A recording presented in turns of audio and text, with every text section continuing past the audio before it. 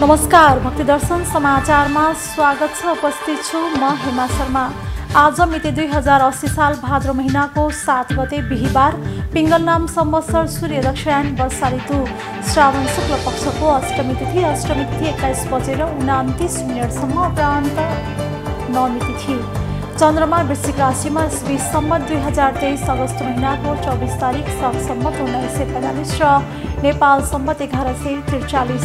आज सूर्योदय बिहान 5 बजेर 39 र सूर्यास्त साँझ 6 बजेर 32 सर्वप्रथम अहिलेसम्मका प्रमुख समाचार।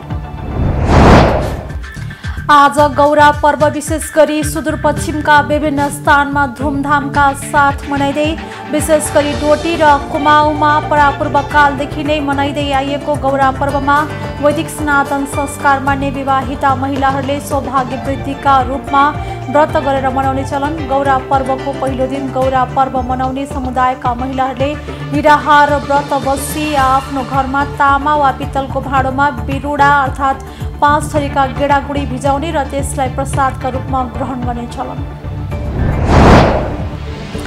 विष्णु भगवानको 10औं अवतारको रूपमा रहेको कल्की नारायणको मन्दिर काठमाडौँको टोखा नगरपालिका वडा नम्बर 5 वसुन्धरामा अवस्थित नेपालका एकमात्र कल्की नारायणको मन्दिरको रूपमा रहेको यस मन्दिरमा कल्की भगवानको शक्ति स्वरूपा भगवती पद्मा सहित भगवान कल्की नारायण घोडामा सवार भएको मूर्ति स्थापित। प्रत्येक महिनाको संक्रान्तिमा यस मन्दिरमा हवन गर्ने चलन। हिमालपारीको जिल्ला मुस्ताङको लोमान्थाङमा लोमान्थाङवासीहरूले सयौं वर्षदेखि मनाउँदै आएको यार्तुङ पर्वलाई निरन्तरता दिँदै धुमधामका साथ सांस्कृतिक पर्व यार्तुङ मनाउँदै यस पर्वमा पुरुष र महिलाहरूले 4 समूह बनाएर परम्परागत वेशभूषामा सजिएर हात समाती स्याम्ब्रो नाच र ड्रम बजाएर घावा नाच देखाउने चलन। पर्वको तेस्रो अर्थात् अन्तिम दिन गुम्बामा लामाहरूले धार्मिक संस्कृति अनुसार यार्तुङ देखाउने प्रचलन। यस पर्वमा आफ्ना मान्यजनको खादा आदि लिएर आशीर्वाद थाप्न जाने चलन। पर्यटकीय स्थल ढोरपाटन उपत्यका भन्दा केही पर रहेको पर्यटकीय हिसाबले निकै सम्भावना बोकेको निसेल ढोर प्रचार प्रसारको अभावमा ओझेलमा तल कलकल बग्ने उत्तर गङ्गा माथिपट्टि कहाली लाग्दा भिर अनि चारैतिर डाँडाहरूले घेरिएको समथर भूभागमा घर गोठ र स्याउका बगान आदिले सजिएको स्थलमा भौतिक पूर्वाधार र विकासले गति नलिँदा यहाँको जनजीवन बत्ती मुनिको अँध्यारो जस्तै बन्न बाध्य।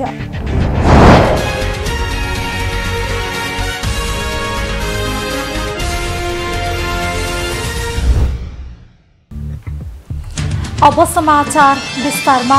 आज गौरा पर्व विशेष गरी सुदूरपश्चिमका विभिन्न स्थानमा धुमधामका साथ मनाइँदैछ।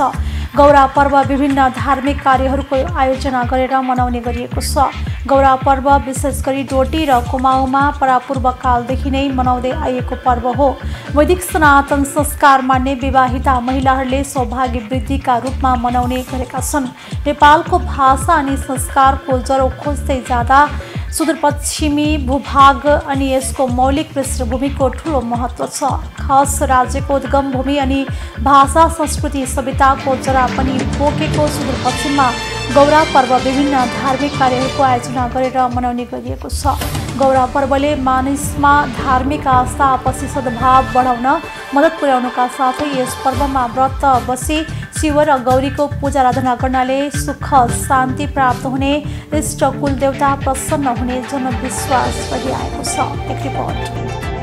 गौरा पर्वको प्रचलित कथा अनुसार प्राचीन हर्य वंशी राजा मध्येका शस्त्रार्जुनले भृङ्गु वंशी ब्राह्मणहरूबाट आफ्नो धन फिर्ता माग्ने क्रममा ब्राह्मणलाई मारेपछि विधवा भएकी ब्राह्मणीहरूले आफ्नो सतीत्व रक्षार्थ निराहार रही गरेका उपासनाको फलस्वरूप एक ब्राह्मणीले तेजवान पुत्र लाभ गरिन् र सोही पुत्रको तेजले अन्धा हुन पुगेका शस्त्रार्जुन नाम गरेका ती राजाले माफी माग्नु परेकोले गौरी अर्थात् पार्वतीलाई सर्वशक्तिमान सम्झी उनकै सम्झनामा गौरा पर्व मनाउन थालिएको जनाइएको छ।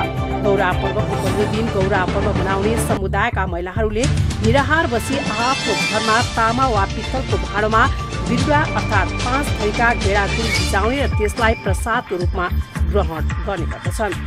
बिरुवा भिजाएपछि दोस्रो दिन पानीको मुहान र पदेरामा शुभ मुहुर्तमा सामूहिक रूपमा बिरुवा धोएर गौराको प्रतिमा बनाई गौरा घरमा भित्र्याउँछन्। गौरालाई गौरा घरमा भित्र्याइसकेपछि श्रद्धालु महिलाहरूद्वारा शिव र गौरा अर्थात् गौरीको पूजा गर्ने गरिन्छ। गौरा भित्र्याइसकेपछि विसर्जन नगरिएसम्म गौरा घरमा पुरुष तथा महिलाहरू छुट्टा छुट्टै रूपमा स्थानीय लोक भाषामा देउडा, चैत, धमारी आदि खेल खेलेर आनन्द लिने गर्दछन्। गौरा अर्थात् गौरी यस पर्व माता पार्वतीको पूजा आराधना गरी मनाइन्छ। पुरुषहरूले यज्ञोपवीत गरेर या व्रतबन्ध गरेर जनै धारण गरे झैँ महिलाहरूको पनि घाँटीमा रातो धाउको डोरी धारण गर्न गौरा पर्वको महत्त्व छ। सामान्यतया गायत्री मन्त्र जनै धारण नगरिकन कसैले पनि जप नगर्नु भनिएको हुन्छ। तर घाँटीमा डोरी बाँधेपछि महिलाहरूले पनि गायत्री जप्न पाउँछन्। एक हिसाबले हेर्दा यो पर्वद्वारा महिलाहरूको व्रतबन्ध गरेको भनिन्छ। विशेष नेपाली मौलिकता बोकेका यस्ता गीतका माध्यमबाट एक अर्काका दुःख सुख बाँड्नुका साथै माया प्रेम बाँड्ने गरिन्छ। यो पर्व सुदूरपश्चिम क्षेत्रकै एक ठुलो पर्वको रूपमा मनाइन्छ। आजकल गौरा पर्वको अवसरमा सुदूरपश्चिमका बासिन्दाले गौरीलाई धागो चढाएर पनि पूजाआजा गर्ने गर्दछन्। मानिसमा धार्मिक आस्था, आपसी सद्भाव बढाउन मद्दत पुर्याउने मात्र नभई यस पर्वमा व्रत बसी शिव र गौरीको पूजा आजा गर्नाले सुख शान्ति प्राप्त हुने, इष्ट कुल देवता प्रसन्न हुने जनविश्वास छ। पर्वको समापनसँगै कुनै राम्रो साइत हेरेर गौरा देवीको मूर्तिलाई बाजा गाजा सहित भएर नाच्दै गाउँदै र महिलाहरूले सगुना गाउँदै देवघर भन्दा अलि टाढा लगेर मूर्तिलाई सेलाउने चलन छ। गौरा पर्व सुदूरपश्चिमसँग मात्र नजोडिकन समग्र राष्ट्र अनि नेपाली पहिचानको पर्वको रूपमा लिन जरुरी छ। काठमाडौँको टोखा नगरपालिका वडा नम्बर 5 वसुन्धरामा अवस्थित छ कल्की नारायणको मन्दिर। यस मन्दिरलाई सम्भवतः नेपालकै एकमात्र कल्की नारायणको मन्दिर मान्न सकिन्छ। कल्की नारायण विष्णु भगवानको 10औं अवतार हो। 2064 सालमा यो मन्दिरको विधिवत प्राण प्रतिष्ठा सहित स्थापना गरिएको थियो। मन्दिरभित्र भगवती पद्मा सहित भगवान कल्की नारायण घोडामा सवार भएको मूर्ति रहेको छ। भगवान कल्की अवतार तथा स्वरूपका बारेमा विभिन्न धार्मिक ग्रन्थहरूमा व्याख्या भए अनुसार उहाँ श्याम वर्णको तथा सेतो घोडामा सवार भएको, हातमा तलवार लिएको तथा भगवती पद्मा साथमा रहेको भन्ने उल्लेख रहेको छ।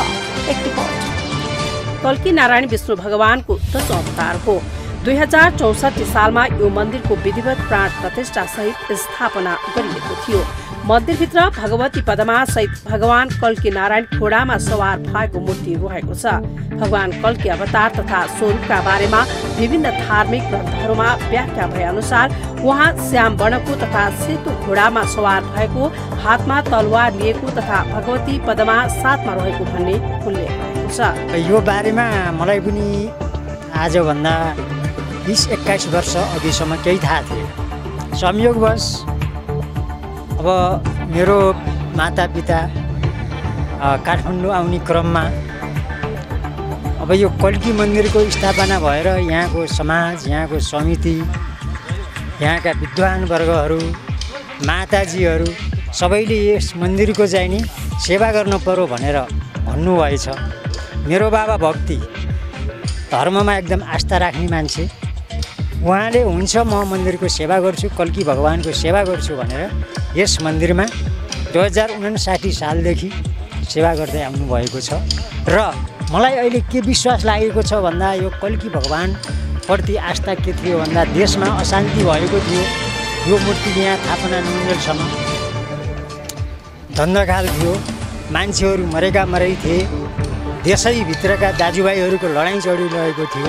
तर यो काठमाडौँ वसुन्धरा स्थित यो ठाउँमा कल्की नारायणको मन्दिर स्थापना भएपछि देशमा शान्ति भयो, शान्ति सम्झौता भयो।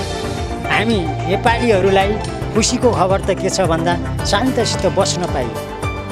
कल्की भगवानले विश्वमा शान्ति फैलाउनु हुने रहेछ भन्ने कुरो मैले पुनः आशा पनि लिएको छु। किन भन्दा मेरो विचारमा 59 सालमा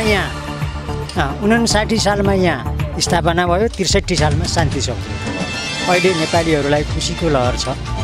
यो शान्ति हाम्रो देशमा लगायत विश्वभरि फैलियोस् र कल्की भगवानको प्रचार प्रसार राम्रोसँग होस्, मेरो शुभकामना यही छ।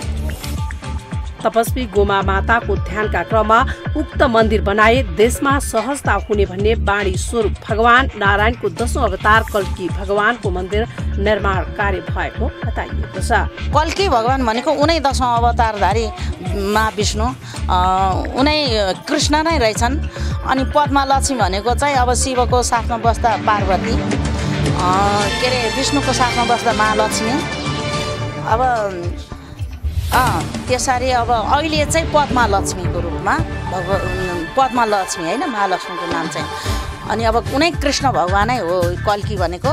जताततै कल्की गौशाला, कल्की यज्ञशाला, कल्की धर्मशाला, कल्की हरियाली, कल्की कुण्ड, कल्की ताल, यसरी नाम फिजाउनु भनेर चाहिँ मलाई सपना भएको थियो एकजना बुढा मान्छे आएर।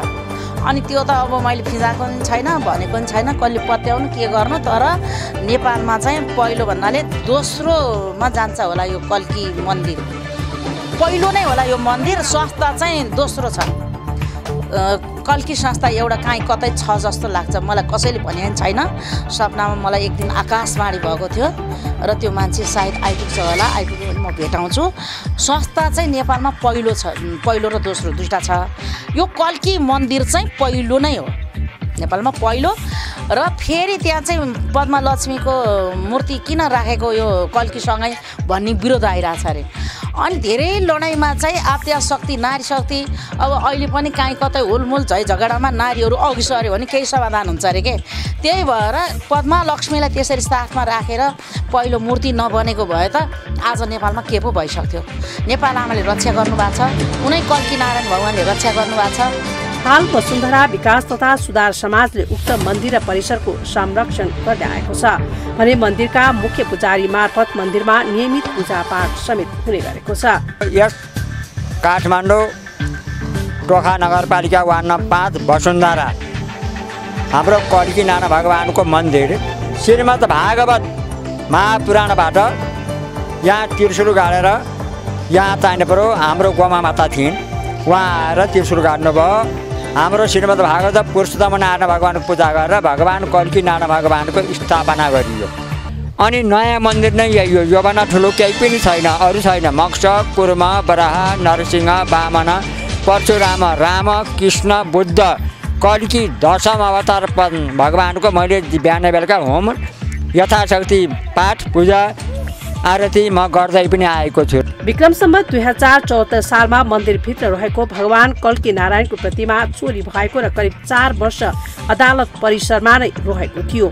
मन्दिरभित्र रहेको प्रतिमा नै चोरी भएपछि 4 वर्षसम्म प्रतिमा विहीन अवस्थामा मन्दिर रहेको थियो। 2079 साल श्रावण षष्ठी अर्थात् नाग पञ्चमीको भोलिपल्ट कल्की जयन्तीका दिन उक्त प्रतिमा पुनः स्थापना गरिएको हो। करिब 9 रोपनी क्षेत्रफलमा फैलिएको यो मन्दिर नेपालमा एकमात्र कल्की मन्दिर रहेकोले यसलाई धार्मिक पर्यटकीय हबको रूपमा विकास गर्ने लक्ष्य रहेको बताइएको छ। मन्दिरका मुख्य पुजारी मार्फत मन्दिरमा नियमित पूजापाठ तथा मासिक हवन कार्यक्रम समेत हुने गरेको छ।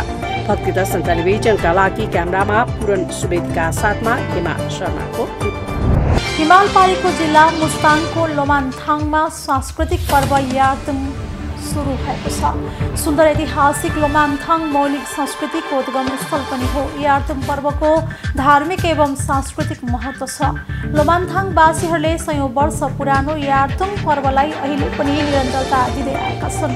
वर्षमा एकपटक उनीहरूले धुमधामसँग यो पर्व 3 दिनसम्म मनाउने गरेका छन्।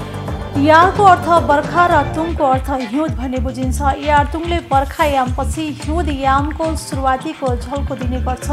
खेतीपातीको कामकाज सकेर हिउँद याम सुरु भएको जनाउने पर्व भएकाले यारतुङ भन्ने गरिएको स्थानीयहरू बताउँछन्। एक रिपोर्ट। लोमानथाङवासीहरूले सयौं वर्ष पुरानो यार्तुङ पर्वलाई अहिले पनि निरन्तरता दिँदै आएका छन्। वर्षमा एकपटक उनीहरूले धुमधामसँग यो पर्व 3 दिनसम्म मनाउने प्रचलन छ। यारको अर्थ बर्खा र तुङको अर्थ हिउँद भन्ने बुझिन्छ। यातुङले बर्खायामपछि हिउँदयामको सुरुवातीको झल्को दिने गर्छ। खेतीपातीको कामकाज सकेर हिउँदयाम सुरु भएको जनाउ दिने पर्व भएकोले यसलाई यातुङ भन्ने गरिएको स्थानीयहरू बताउँछन्। पर्वपछि हिउँदयाम सुरु हुने भएकोले उपल्लो मुस्ताङीहरू यातुङ पर्व सकिएको 2-3 महिनापछि जाडो छल्न बेसी झर्ने प्रचलन छ। पर्वमा लुमान्थाङका स्थानीयले राजा रानीलाई दरबार पुगेर खादा चढाएर आशीर्वाद लिने प्रचलन छ। पर्वमा लुमान्थाङ गाउँका स्थानीय 4 समूहमा बाँडिएर घोडा दौडाएर रमाइलो गर्छन्।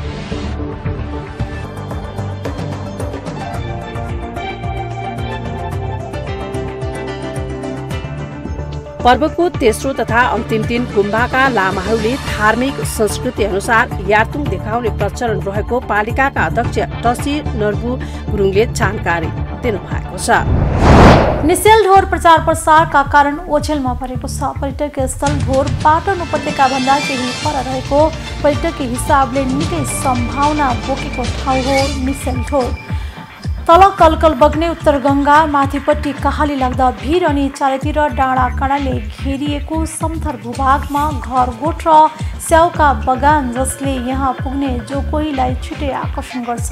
काठ, ढुङ्गा र माटोले बनेका होचा घर निसेल ढोरको विशेषता हो। करिब 1 दशक अगाडि मोटर बाटोले जोडिएको निसेल ढोरमा अहिले उही कच्ची र जोखिमपूर्ण सडकमा स्थानीयवासी यात्रा गर्न बाध्य रहेका छन्। सदरमुकाम बागलुङ बजारबाट पश्चिममा रहेको निसेल ढोर एउटा मौलिक गाउँका रूपमा परिचित छ। ढोर पाटन उपत्यकाबाट करिब 3 घण्टा पैदल यात्रामा निसेल ढोर पुग्न सकिन्छ। एक रिपोर्ट। सदरमुकाम बागलुङ बजारबाट पश्चिममा रहेको निसेल ढोर एउटा मौलिक गाउँको रूपमा परिचित छ। ढोरपाटन उपत्यकाबाट करिब 3 घण्टा पैदल यात्रामा पुग्न सकिने निसेल ढोर निसीखोला गाउँपालिका 5 मा पर्छ। ढोरपाटन उपत्यका भने ढोरपाटन नगरपालिका 9 मा पर्छ। निसीखोलातिरबाट मोटर बाटोले नजोडिएको हुँदा निसेल ढोर पुग्न ढोरपाटनबाट जानुपर्ने हुन्छ।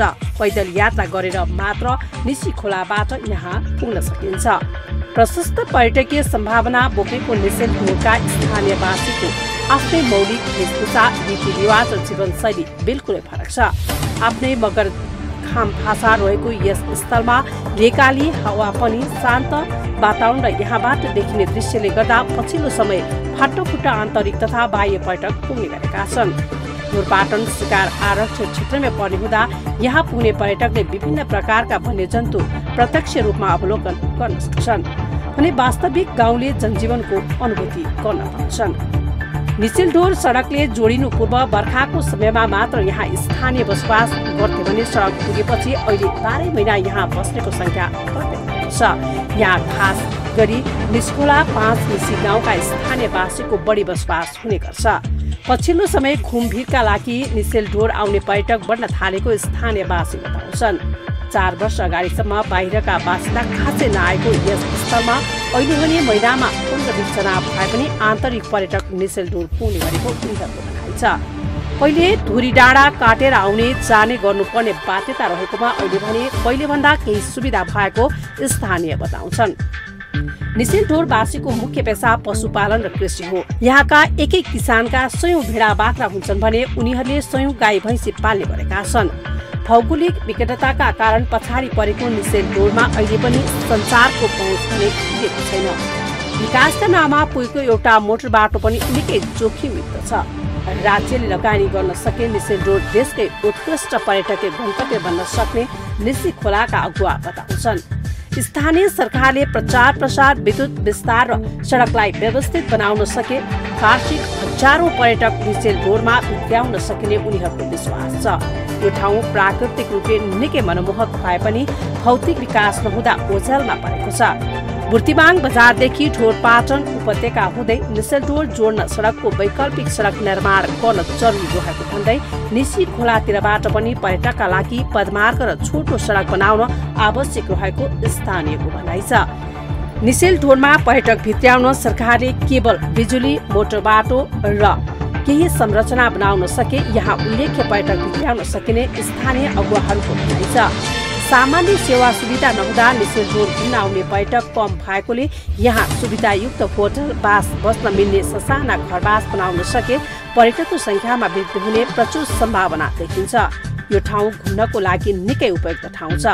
बर्खामा हरियालीसँग रमाउने र हिउँदमा हिउँफुल खेल्न पर्यटकहरू उल्लेख्य मात्रामा यहाँ आउने स्थानीयहरूको विश्वास छ।